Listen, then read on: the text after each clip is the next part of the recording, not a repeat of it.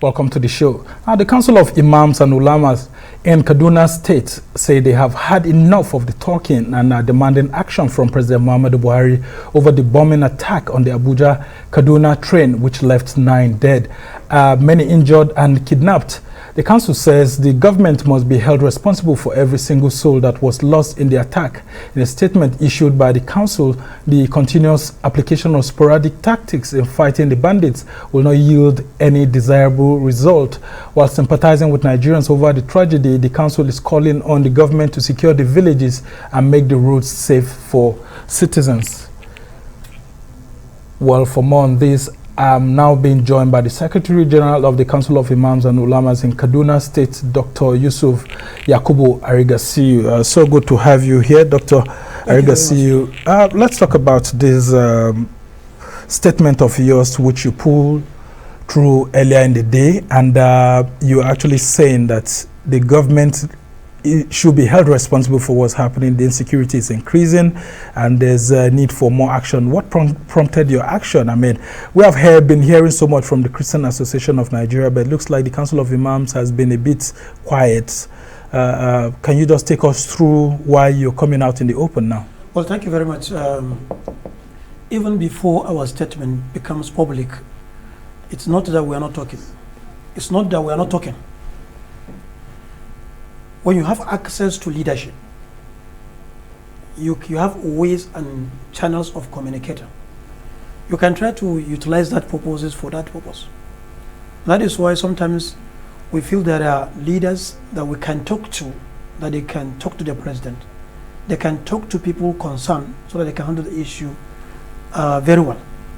Unfortunately, if you look at the Kaduna State report, by the as published or revealed by Ministry of Internal Security and Home Affairs, just 2001 alone, that is the government report, not actually the whole encompassing.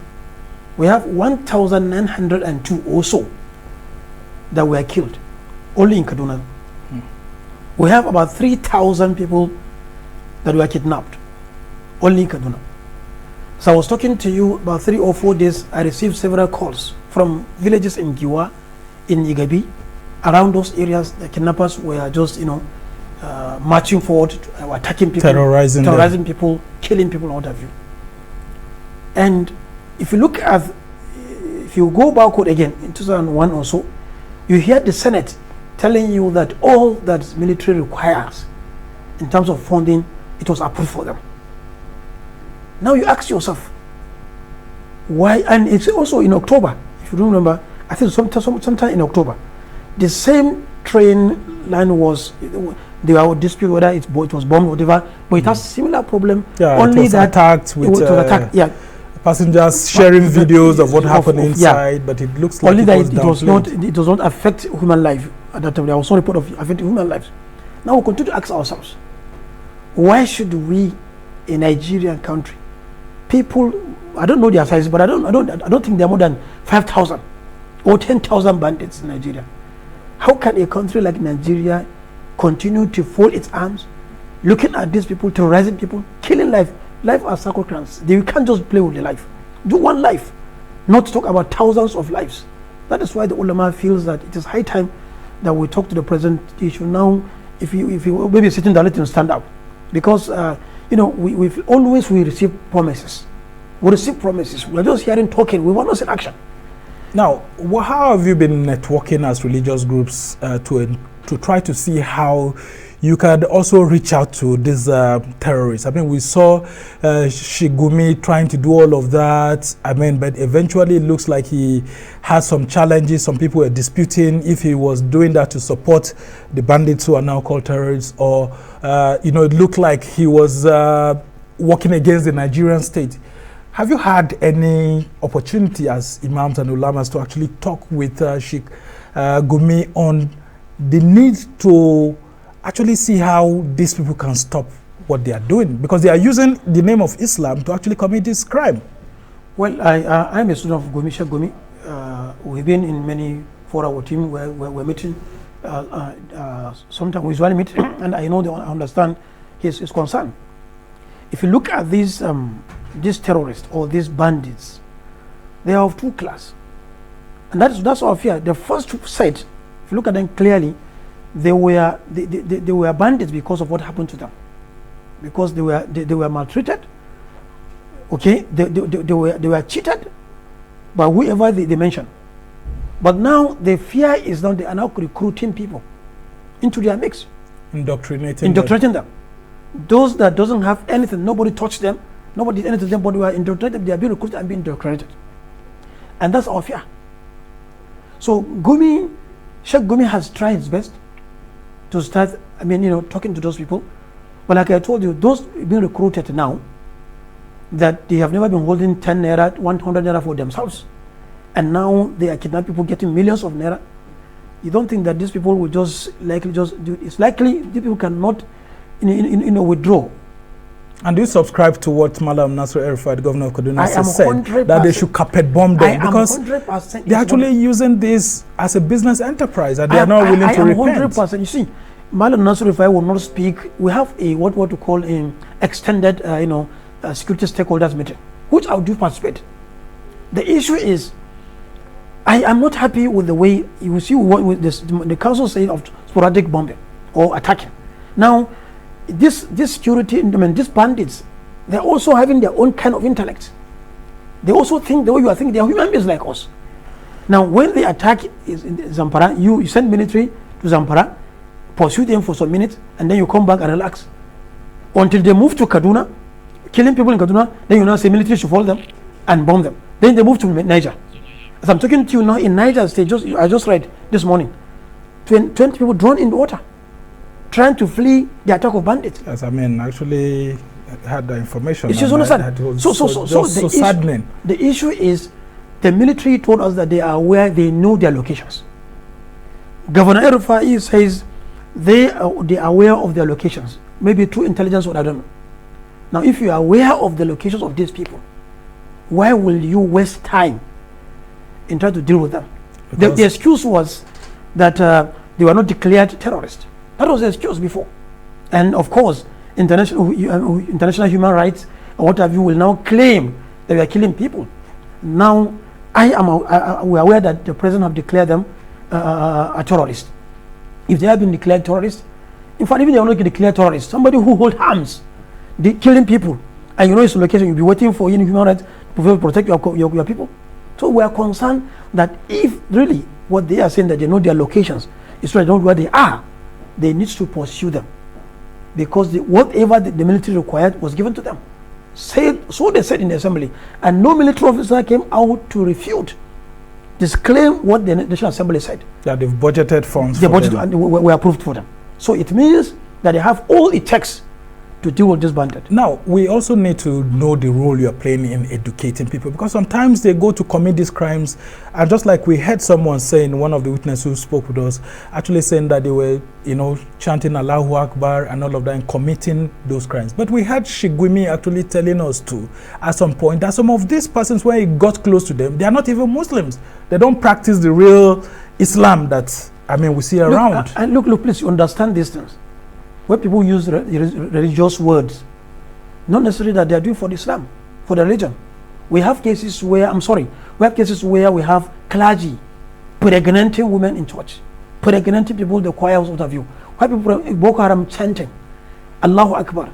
But the issue is that we look at the scripture which they are talking about. Quran told us that when you killed one soul, it's just like you killed the whole world. One soul. If you kill somebody, just one, just like you have killed the whole world. Now, we even when it is going to be fighting, you don't kill women, you don't kill children, you don't kill the old, you don't kill the clergy until the whole guns. What have these people done to them? If they are really practicing Islam, why should you go to people, kidnap, raped their women, raped their children, and they say Islam? Even traditional religions that we don't even know they can't do this. Okay, we'll just ask you to hold on there while we go on the short break. When we come back, we hear the chilling experience of one of those train passengers who spoke in Hausa language, but we had to translate that here in Arise News. And it was a terrible situation. Just stay with us as we go on the short break.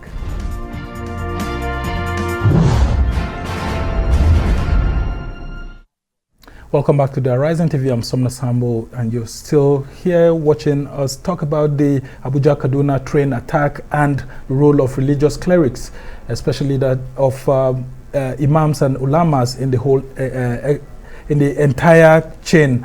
As Nigerians continue to mourn with the families of those killed during that attack, more survivors have been speaking about the horrible hostage situation they faced in the hands of the terrorists before security forces rescued them on the Abuja-Kaduna train. Now, one of the rescued victims, Shuaibu Adamu Al-Hassan, has been narrating his chilly experience on how the terrorists held the passengers hostage for about 1 hour 20 minutes before a combined team of the Nigerian military and other security forces came to their rescue. He spoke in Hausa language, and Arise was able to translate it, and let's listen to him.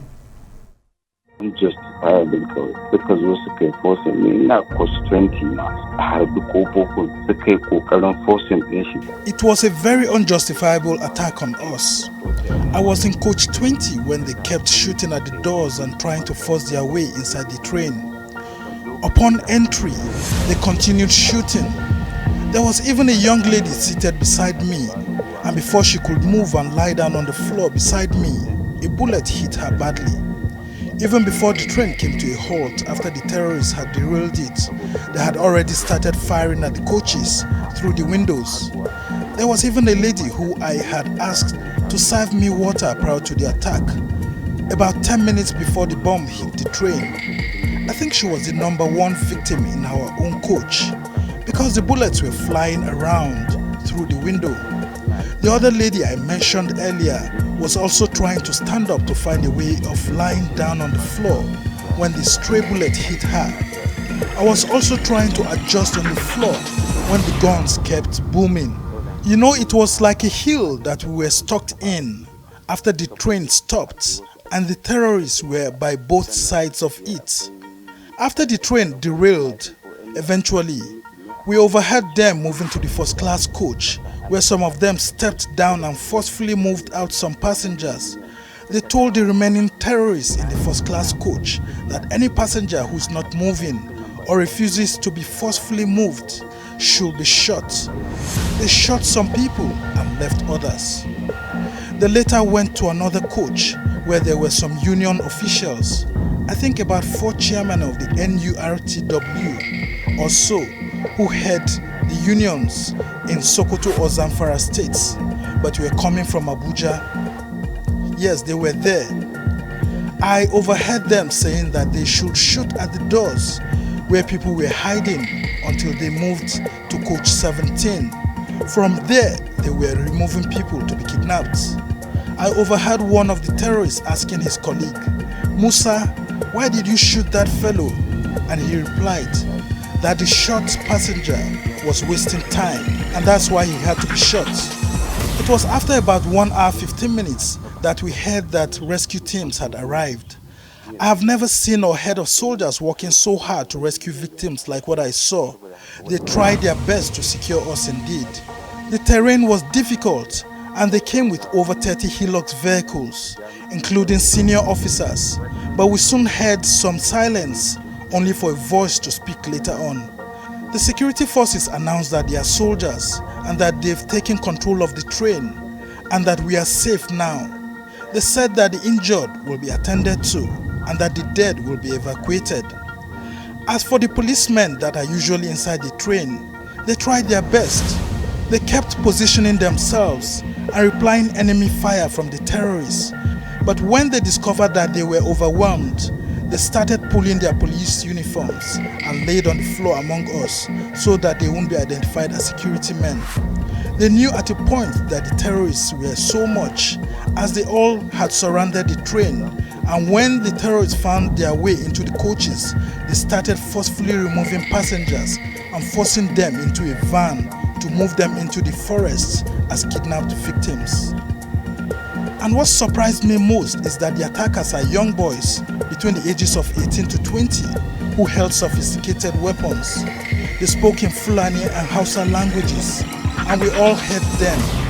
When they shot people close to me, I hid on the floor and someone's body laid on top of mine, with a lady on top of that other passenger who laid on top of mine. That's how I survived. There's a friend of mine and his wife that were later taken away, and another one of my friend, I saw his dead body. Well, a very chilly experience there. You're still watching the Arise interview, and I'm Somna Sambo, and I still have as my guest here the Secretary General of the Council of Imams and Ulama in Kaduna State, Dr. Yusuf Yakubu Arrigasiyyu, and I'm now being joined by security analyst Jonathan Onoja to take a critical look at all of these issues. I mean, very chilling experience.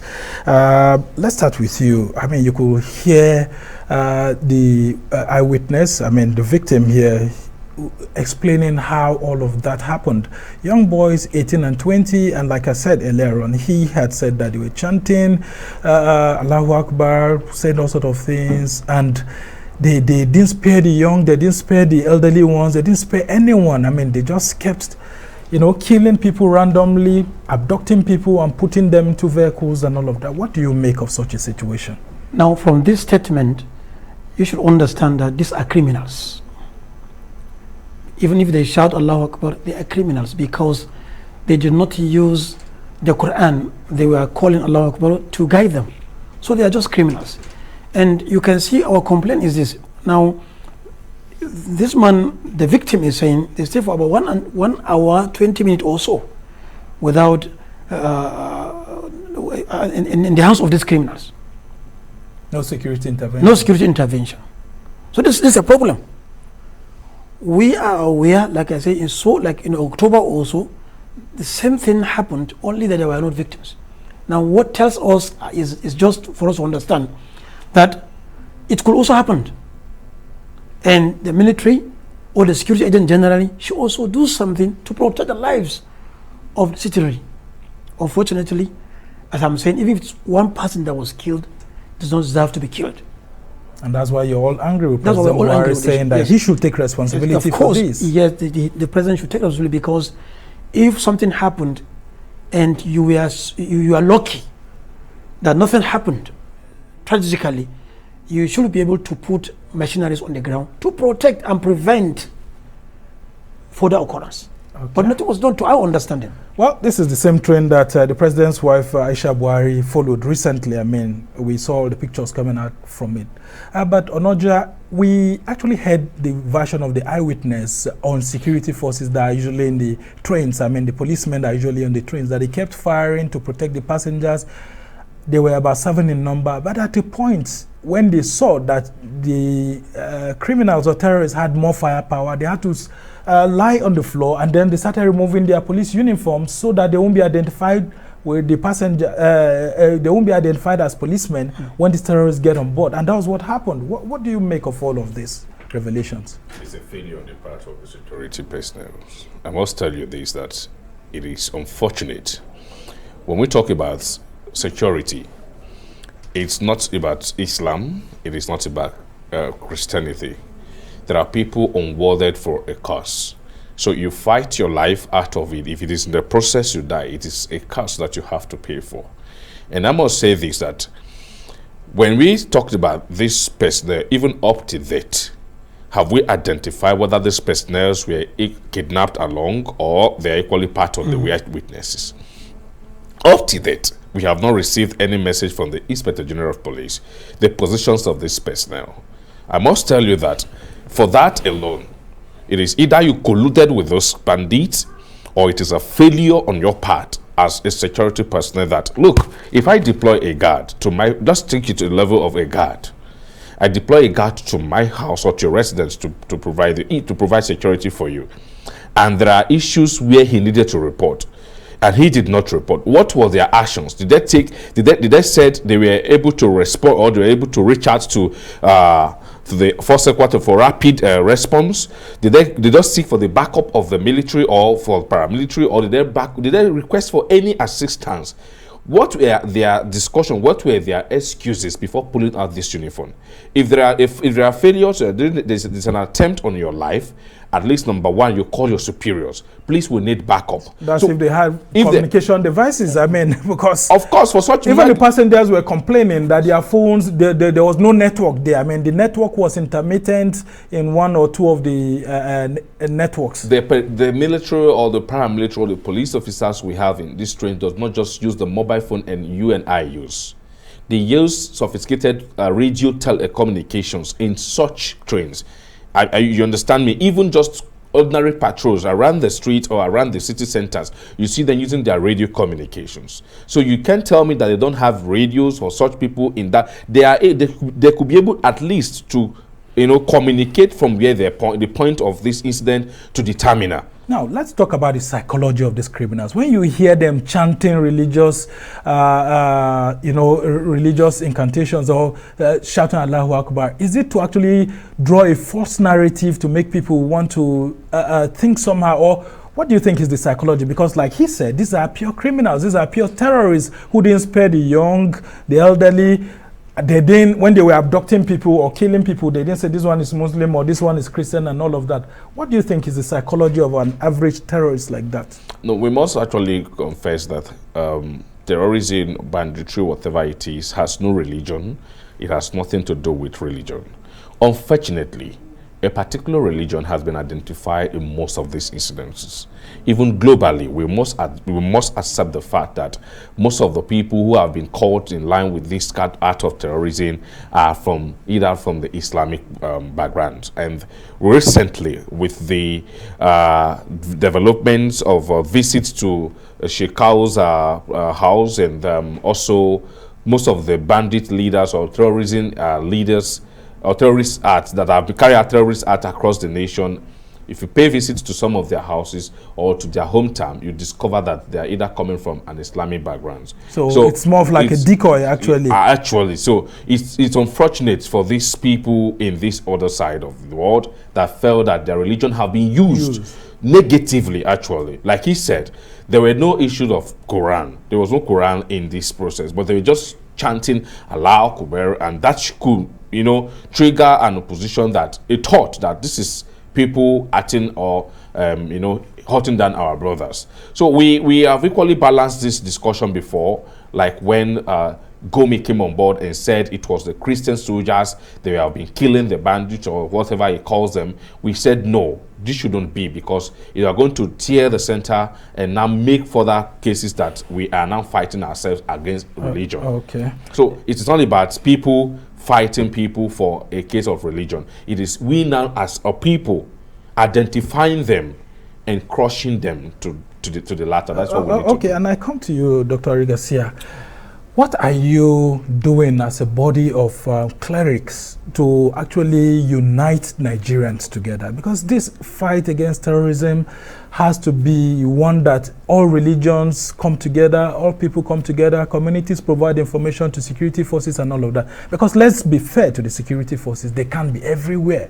So how do we get more people together, especially in our worship centers, to understand the role that they have to play to support the nation to tackle this insecurity? No, this is ongoing. So I'm talking to you, that's why I come to Abuja. That's why I'm in Abuja here. I'm in Abuja because we're holding a meeting with the Christian counterparts. We're in Abuja, all of us here. We are more than 100 here. And we're discussing security. We're discussing how to, assist government and security agents in securing Nigeria. Particularly that the 2023 election is coming on board. So we're trying to say, how do the interfaith leaders, how do we assist Nigerians to survive all these tensions? That is one. And secondly, I don't want to hear people complain about the number, the strength of Nigerian military. I know the issue, but like we said, this is just about strategy, just about tactics. Just about how you use the little you have. Just like you, when you come out from the house, you say you just have 1,000 naira. You have to say, give us money, so you have 1,000 naira.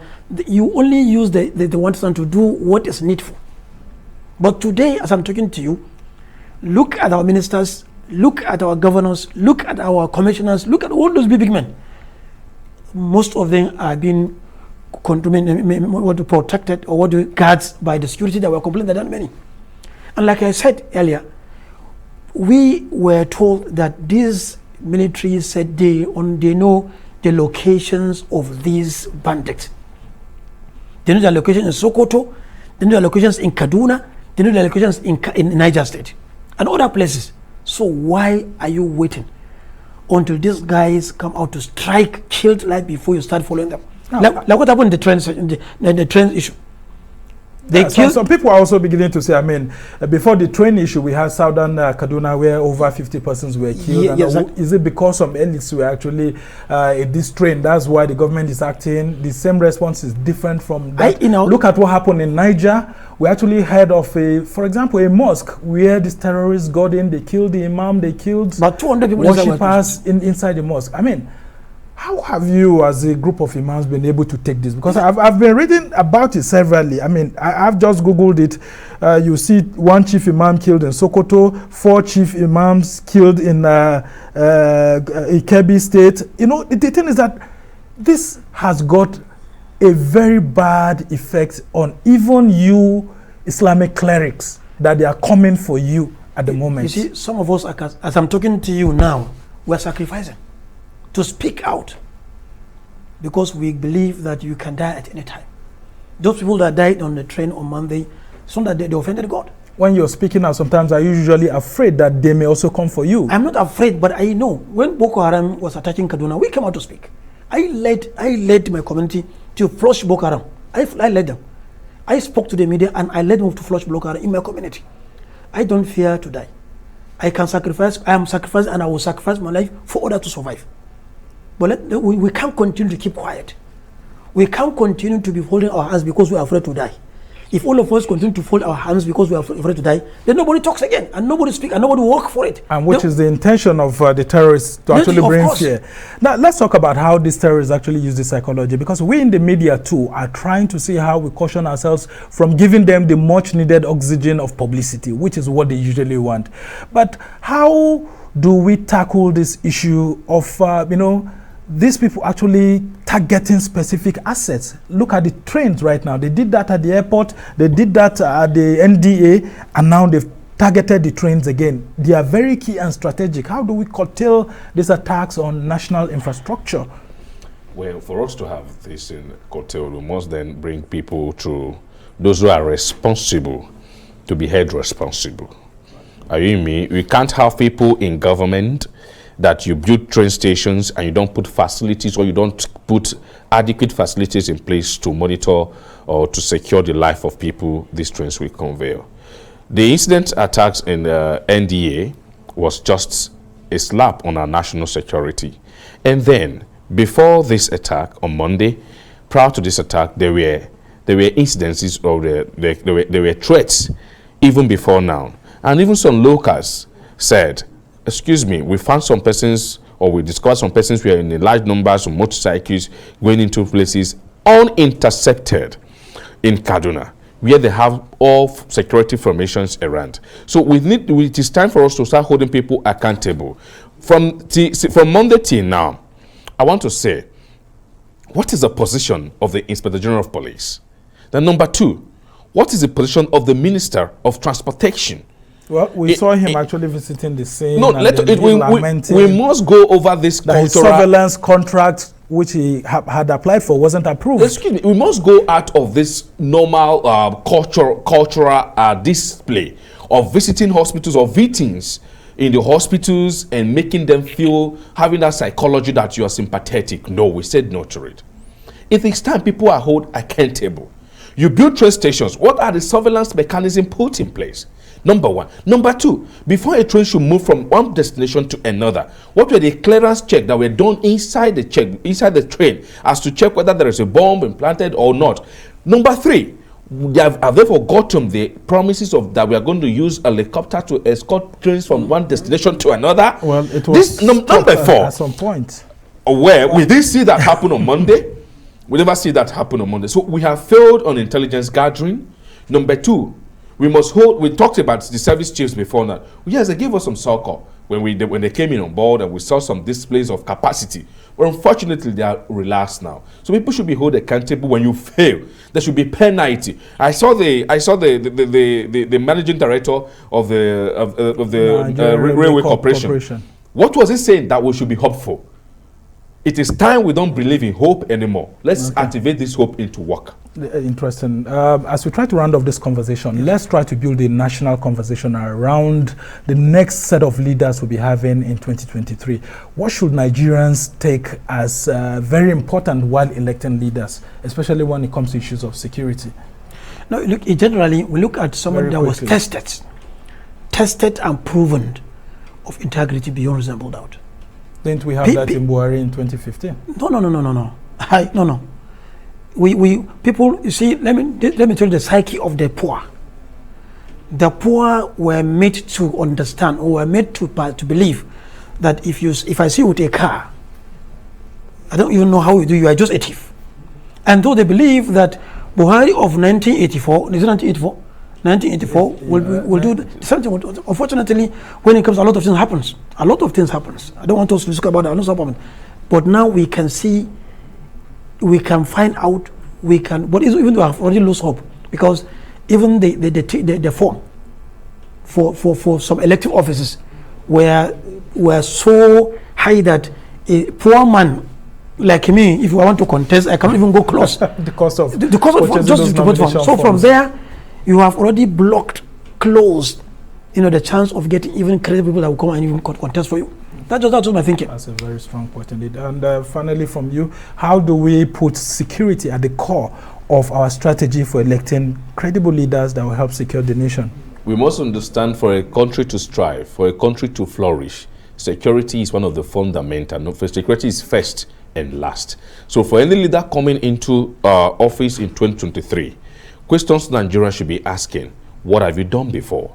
And what are your strategies? Let us diagnose your strategies. Bring it on the dashboard. Let Nigerians, people like you and I, should criticize. And also let's bring it to the point where those things that you said you can do, should at least 50% should be done as part of your campaign promise to Nigeria before you go into office. But coming to just tell you that when you get into office, you are going to bring CCTVs across the city centers when you have not been able to even fit CCTV in your own locality is a failure. So show us what you have done before. Let's see your scorecard,